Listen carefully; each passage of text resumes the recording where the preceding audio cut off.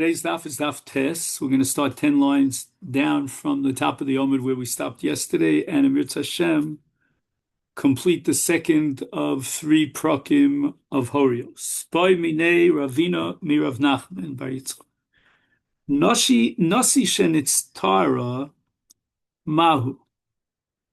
So this is very interesting. The Gemara vacillates back and forth about the status of a Nasi who, as we explained yesterday, is excluded from this hakrava by virtue of the fact that he is a rich person.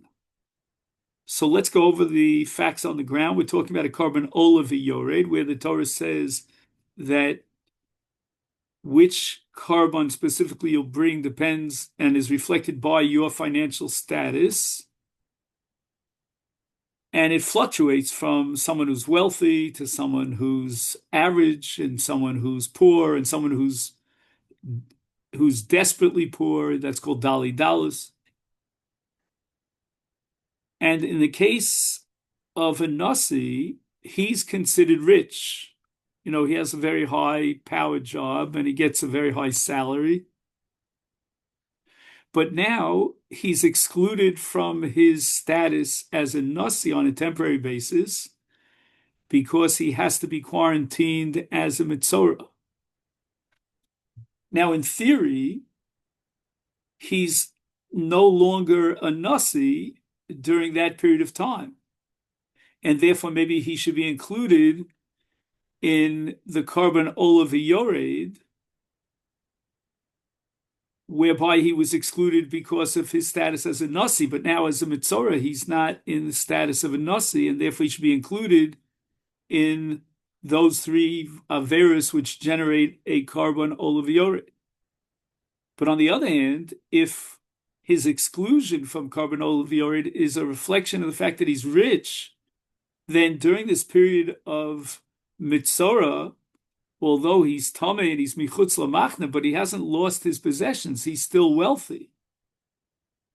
And therefore, what's his status as far as olav yored is concerned? Midcha dachi, shall we say that he's potter as he was before, because he still is a rich guy,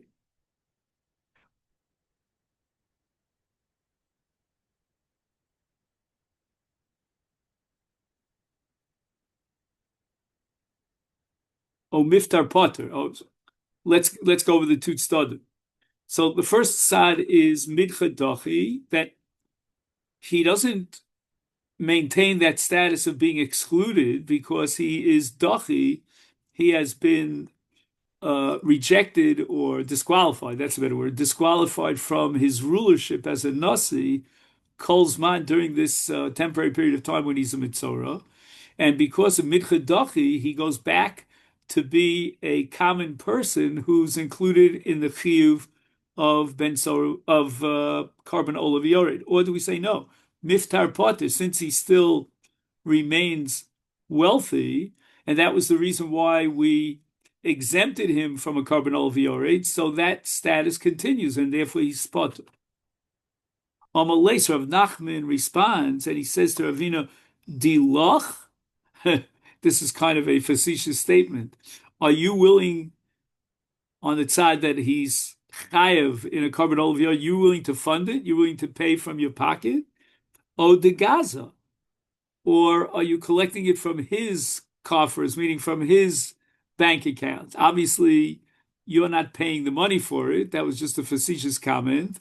And he's paying for it. Why is he paying for it? Because he has enough money. So the fact that he was dethroned from his nesius does not in any way undermine and neutralize his ptur, his exemption, because he still remains wealthy. Tanya, we learned in a brisa, and now we're talking back to the discussion about a Kohen Mashiach. Rabbi Akiva Omer Mashiach Potter Mikulam, and Rabbi Akiva's logic was that with regard to the olav yored, and all the different financial, the status of wealthy, status of dallas, etc. It's an all or nothing proposition. And since the Kohen Mashiach is not included in dallas because he's well supported by the community, therefore he's excluded even from the carbon ashir of a wealthy person in the cases of carbon oliviorid. Omar Rava, my time with Rabbi Akiva. How did Rabbi Akiva derive this conclusion that the Kohen Mashiach is completely excluded under all circumstances from all carbon oliviorid? Omar Kra Ze Karban Aaron Ubanov. Now, in the case of Zeh, the word Zeh here, referring to which carbon? The carbon is the carbon mincha of the oliviorid that is brought by a poor person. He can't afford an animal, so the Torah gave him the opportunity to bring a mincha flour.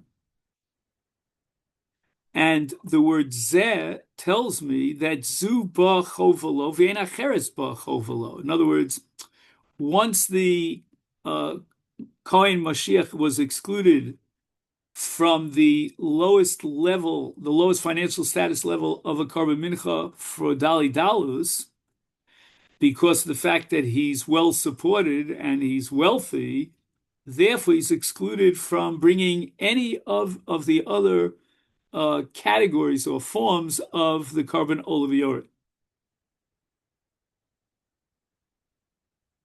So the Gemara rejects this. The Gemara says, the Ema, why can't I argue that Kibim Maitle Rachmana, what the Torah is saying over here, by excluding the Kohen Mashiach from the lowest level, that's only Midali Dallas.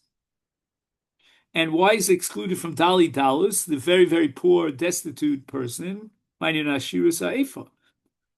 Right? Because when we're talking about a tenth of an ephah of soles, a very fine flour, so then, there's no reason why the wealthy Kohen Mashiach, who's the highest of the Kohanim and he's very wealthy, why he should be able to get away with the carbon of oliviorid for one of those three violations simply because he can't come up with Asirus Ephah? That's ridiculous. But Anius Vashiris Lo B'Maite Rachmana. But how do you know the Torah excluded him from a carbon oliviorid of a wealthy person or a middle economic strata person, someone who's poor but he's not so poor? Lo sal kedai. Gemara says such an idea should not cross your mind. Why? The pasuk says, "V'kipra olav hakohen al chatoso asher choto miachas me'ela," and this kapara, with regard to a carbon oliviorid, shall provide for the Kohen, says the pasuk, a kapara for his sin that he committed through any one of these categories of karbonos. If he can avail himself because of his economic strata with one of the various forms of a carbon, then fine. Then we could give him the opportunity of straight across the board kapara if he's less wealthy, if he's more wealthy, etc., etc. But she'ein miskaper biachas, if he's excluded from one of the various categories, in this case Dali Dalus, then ein miskaper b'kulam. So therefore, the Kohen Mashiach is excluded from the kapara of a carbon oliviorid because he's excluded from the Dali Dalus. Therefore, automatically he's excluded from all the different forms of a carbon oliviorid. Elameata, says the Gemara, if I accept your logic, then dichsiv, when I see the pasuk says v'haya ki yesham li achas me'ela, and what we're saying is here that the nasi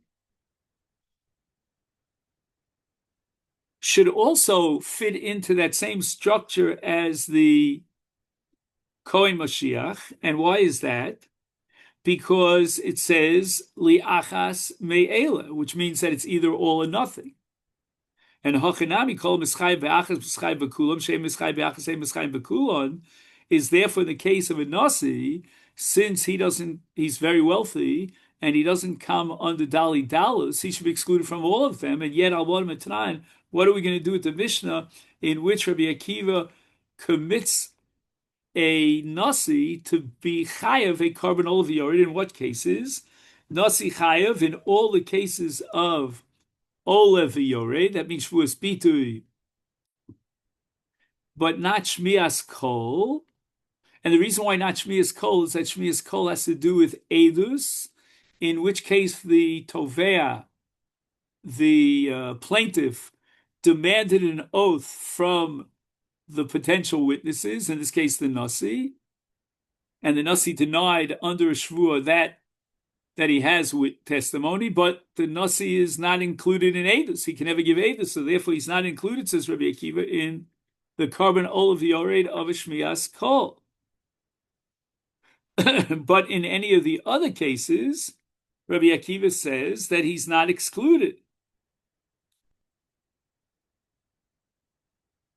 So, for example, if the nasi violated tumas migdash v'kadashav by either entering tamei inadvertently into the migdash or eating inadvertently betuma kachim, or if he has a shvuas bitui, in all those cases, Rabbi Akiva says the nasi is chayav in a carbon olav yored. Why not say that it's an all or nothing proposition? And since he's excluded from v'shama kol olah, because he's excluded from edus, therefore, ipso facto, he's excluded from the other categories and transgressions that generate a carbon olav yored. And yet Rabbi Akiva himself goes on record as saying that he's only excluded from shvuas kol olah. Now, honestly, again, this is not for a Daf Yomi Shiva. I don't understand the Gemara's logic over here, because I wouldn't say that according to Rabbi Akiva, the nasi was excluded from v'shama kol olah. He just doesn't have, the status in edus of being able to testify. So there's no afkah here. The Torah didn't exclude him. But anyway, the Gemara doesn't give that answer.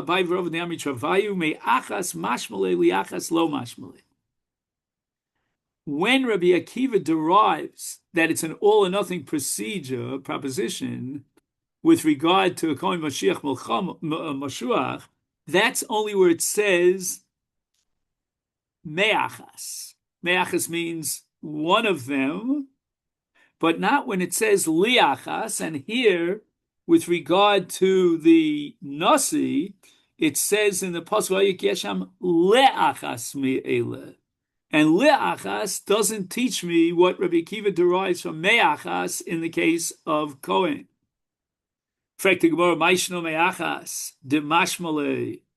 What is the big, gigantic difference between me'achas and le'achas? The kasvei rachmana lebasof. The key of keys, says the Gemara, is where does this pasuk appear? Is it at the beginning of the parsha of Carbon Olav Yored, or is it at the end of the entire parsha of Carbon Olav Yored? Gabi Asiris Ha'efa. Where do we find this pasuk that Rabbi Akiva builds on, namely me'achas? That's after the carbon of a dali dalus, which is called Asiris Ha'efa. What is the pasuk trying to tell us? That at this finale, meaning the Asiris Ha'efa called the Mechai Asiris Ha'efa Mechai B'kulon. So that Asiris Ha'efa at the end, and the me'achas is going to reveal something about all that came before it, namely the totality of the various options and forms of korbanos that the violator of one of these three averos will bring, reflecting on his financial status. Because if you're going to say that the Torah is excluding, whether it be the Kohen, whether it be the Nasi, for one of these various forms of Korban Olav Yoren, only for that form, then Nichteve lahai me'achas me'ele bedalus inami bashirus. Then it should have written this pasuk of me'achas, not as the finale of the entire list of all the forms of Korban Olav Yoren, but rather it should be listed with regard to one of the above. And the Torah could have singled out either the Ashir or the regular classic poor person, the Ani, not the Dali Dalus, but the Dal. So from the fact, Rabbi Akiva says, that the pasuk of Mei Achas was delayed, so to speak, until the very end of the parsha, it's telling you something and revealing something on the entire parsha. And this leads us to the Mishnah here on Daf Tes Amud Aleph. Kol mitzvahs shebetorah chayovin al tzon kos ashkos and shchatos hayochid mevi kizba useira. Now it's a little tricky. It says useira, but the vav here is a vav hamachalik. He either brings a female lamb or a female goat, and that's called a korban chatos for violating an avera, which in the case of Mazid would generate kares. The case of shogeg generates a korban chatos. V'nasi sa'ir. If a nasi violates a chiyuv kares b'shogeg, then he brings a male goat. So this is something that we want to keep in mind when we go through the sugya, that the korban chatos of a nasi is unique and should not be compared to that of the common rank and file Jew. And so too, we find a unique korban in the case of Kohen Mashiach and in the case of a Bezdin. And what is that unique korban for shogeg? That's going to be par, what we call a par helim dover shel tzibur.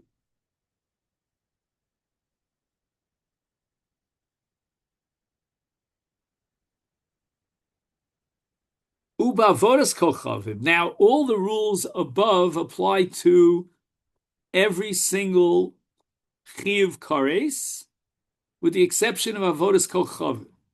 In idolatry, if it was worshipped bishgaga, then we have a certain common link that stretches across all borders and includes the Yachid, the Nasi, and the Mashiach. They all bring a female goat, a Se'ira.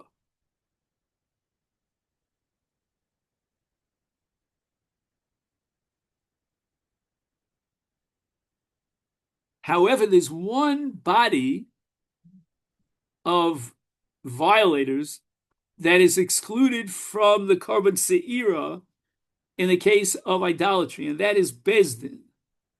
If Bezdin was guilty for permitting Avodah Zarah and subsequently, based on their erroneous ruling, Avodah Zarah was worshipped, par v'sa'ir.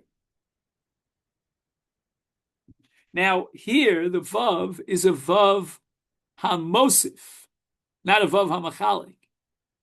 So par v'sa'ir means that Bezdin has to bring both a par and a male sa'ir, as opposed to everyone else, who in the case of Avodah Zarah b'shogeg will bring a female goat, and they don't bring a par. So there are two changes here. Number one, Bezdin will bring a par, which no one else brings for an unintentional violation of Avodah Zarah, and in addition to this par, the sire is different, meaning it's not a se'ira, a female goat, as it is for the Yachid, or the Nasi, or the Kohen, but rather a male goat. And this is a korban chatos, whereas the par is a korban ola. That's very unique as well. Normally we talk about a par as a korban chatos, but here the par is an ola, which means it goes up to. Okay, now the Mishnah addresses the korban asham tolui. Hayachid v'Nasi chayavim. So the Nasi in this case, even though, as we said before, the Nasi has a unique carbon in the case of a classic chatos for a violation of a chiyuv kares, and he brings a soyer, as opposed to everyone else who brings either a kizba or a seira, but nevertheless, with regard to a carbon asham, and I'm talking specifically about a asham toli, he's included amongst the general population, and he brings a carbon asham in the case of an asham toli. So it's almost as if we treat him as a common rank and file member of the community with regard to the carbon of an asham toli, where there's a suffix as to whether or not he ate shuman or chelev. However, the Mashiach, the Kohen Mashiach, doesn't have an entity of a carbon asham toli, because asham toli, in the context of the tzibur, is totally inapplicable. That's why the court itself, which is a communal body, doesn't have an asham toli. And now we're classifying the Kohen Mashiach as if he were the entire community. And we saw that there's a unique carbon in the case of a Kohen Mashiach who violates one of the chiyuvei kares, b'shogeg, and he brings a par, whereas everybody else brings a kizba or a seira. And now we're saying that he has a unique status, the Kohen, with regard to an asham toli. He doesn't have, he's totally excluded from asham toli. So that's what the Mishnah means when it says, Mashiach ubezdino ubezdin pot. Asham vadai, hayachid v'nasi Mashiach hayav, ubezdin ptur. So once again, the asham doesn't apply to the tzibur. A tzibur will never bring a carbon asham, not an asham tolui and not an asham vadai.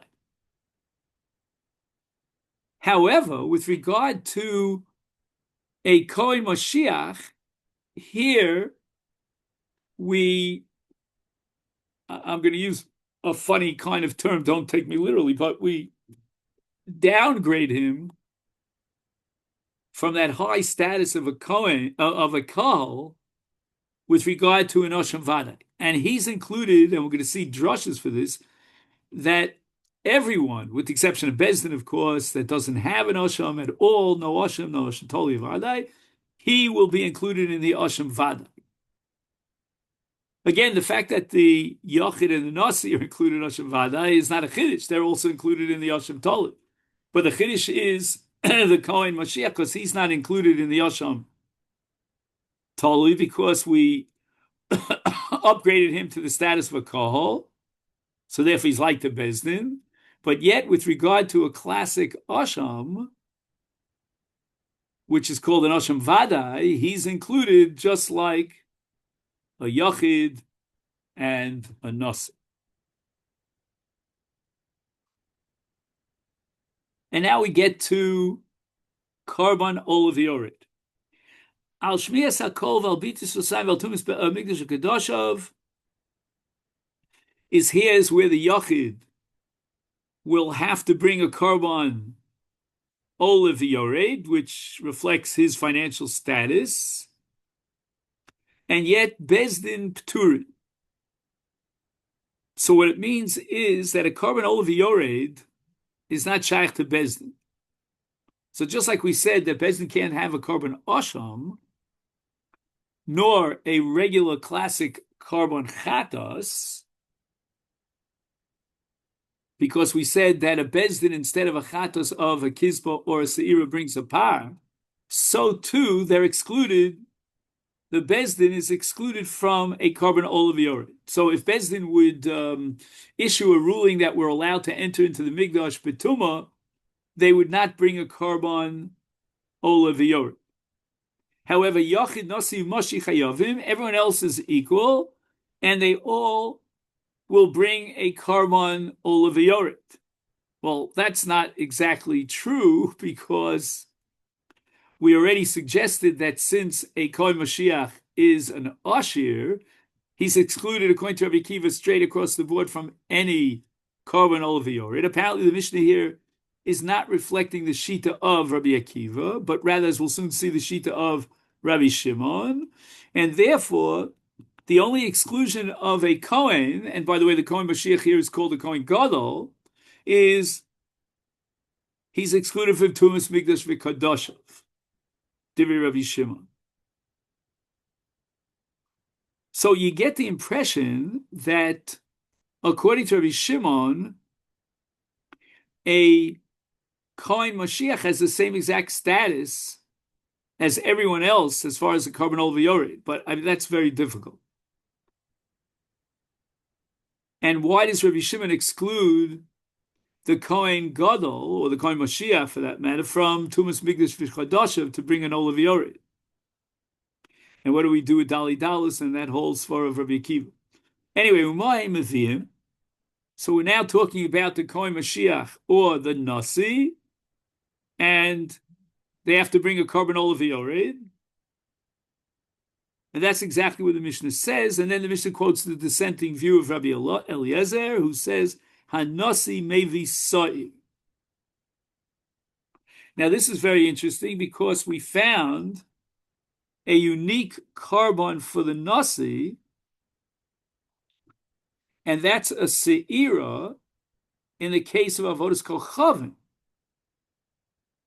Now, what was the status of the Nasi with regard to a classic chiyuv kares b'shogeg?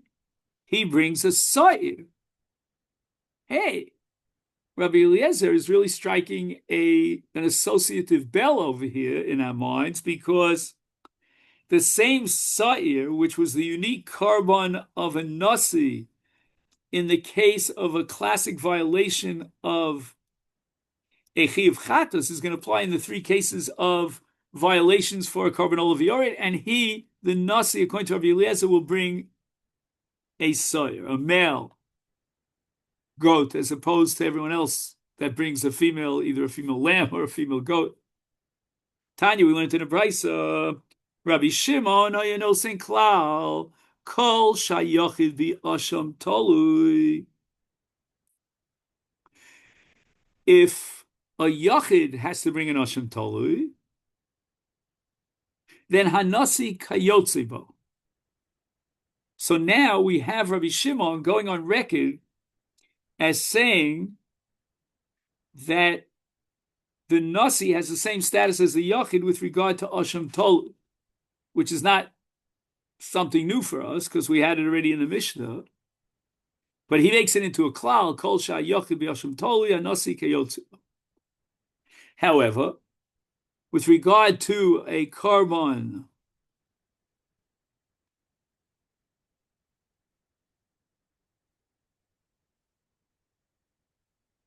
Asham Talui, Mashiach Beis Dino Pturi. Why? Because, as we said before, in the Asham Talui, it depends upon Kohol, and the Kohen has that status of a Kohol.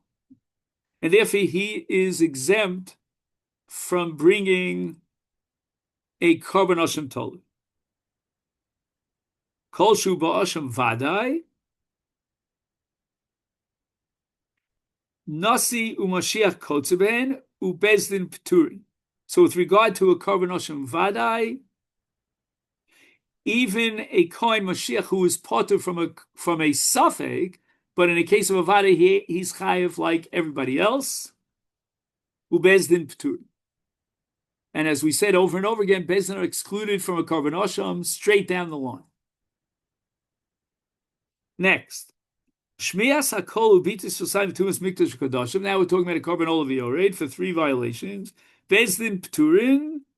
Bezdin are not included in, as we said before, carbon asham, and now they're not included in, and we discussed this in the Mishnah, a carbon olav. But nasi u'mashiach chayavim. Now, You got to qualify that, obviously, because a Nasi can't be chayav for Shmiras Kol. He doesn't qualify as an aid. And now when we get to Kol Mashiach, comes along Rabbi Shimon with a new chidush, and that is Tumas Migdash Vikadashav. Just 1 second, let's compare that to the Mishnah. Oh yeah, the Mishnah already indicated this. It said She'ein Kohen Gadol Dayav al Tumas Migdash Vikadash. Kol Shu Ba'ola V'Yored Nasi Kayotzibo. So the Nasi is included in the carbon Ola V'Yored, except for the case of Shmias Kol, because he doesn't qualify as an aid. Mashiach U'Beis Dino Potter. Now here's where Rabbi Shimon dissents from the opinion of Rabbi Akiva. Why? Because according to Rabbi Shimon, he says that a Kohen Mashiach is included in carbon Olav Yored. He's only excluded from Tumas Migdash V'Kadasha. Whereas Rabbi Akiva said that since he's excluded from Dali Dalas, he's excluded from all cases of carbon Olav Yored. So in a funny sort of sense, Rabbi Shimon accepts Rabbi Akiva, and yet he rejects Rabbi Akiva. Hagufa kasha amr she'ei Mashiach chai v'tumas mikdash v'kadash v'tumas mikdash kadu the potter ab'shmiyas hakol bitus v'sayim chayav. And again, the assumption is that a Kohen could testify.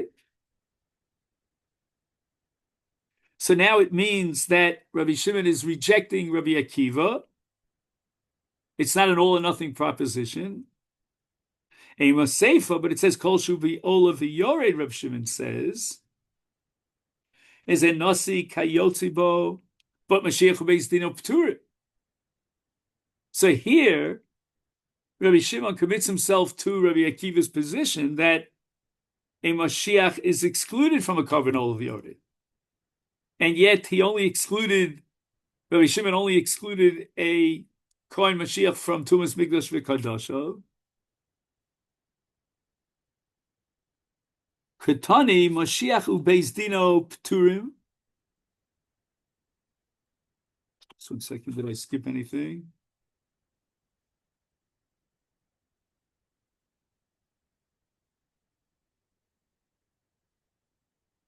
So Ketani, it says that a Mashiach is Potter. So Mimanefshach, you're telling me, Rabbi Shimon, that he's only Potter from Tumas Mikdash V'Kadashim. Now you're saying that as a general rule, anyone who is excluded from carbon Olav Yored like Bezdin, meaning Mashiach that has the same status as Bezdin, is excluded. He's Potter. Is ma Beis Din P'tur Mikulon straight across the board? There ain't no such thing as a carbon Olav Yored by Beis Din. Is Af Mashiach Potter Mikulon?